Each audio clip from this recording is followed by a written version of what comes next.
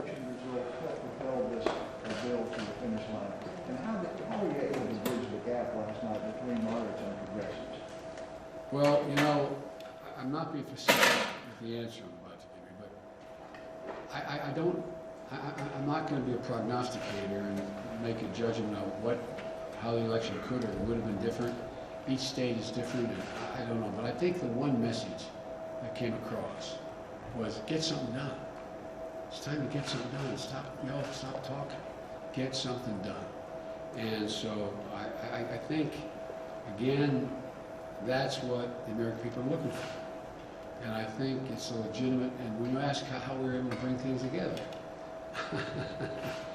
well, you know,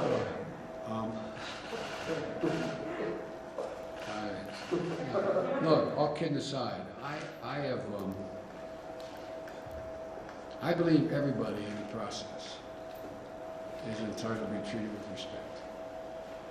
And I've been doing this kind of thing, doesn't mean it's not all me, but I've been doing this thing my whole life. I've been able in the Senate to put things together when people say they couldn't be put together, just by making the overwhelming point that you can't have all you want. It's a process. There's no one piece of legislation that's going to solve everybody's problems. So I spent a lot of time, as you probably heard, with a lot of people, both political parties and within my party, saying, look, if we move on what's here in this bill, that is the infrastructure bill, it is a game changer in a half a dozen ways. The fact that it has too much of what you don't want and more than and not enough of what you don't want, just let's be reasonable. Let's take a look at this. Let's do what we all agree at a minimum is in the interest of the American people, and if you want to add more, we can fight about it later. If you want to subtract something. I've never voted for a major piece of legislation, an omnibus bill, that I was for every piece of it. People say, well, how do I explain this? I said, well, you explain to the American, your constituency, and I'm not telling you how to do it, but you go home and say, this is what it did.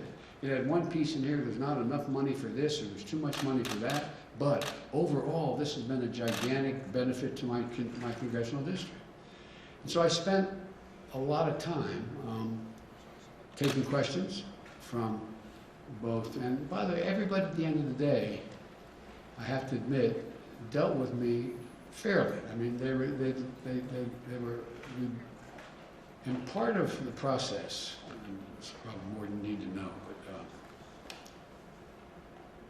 part of the process is getting to know all the people personally again.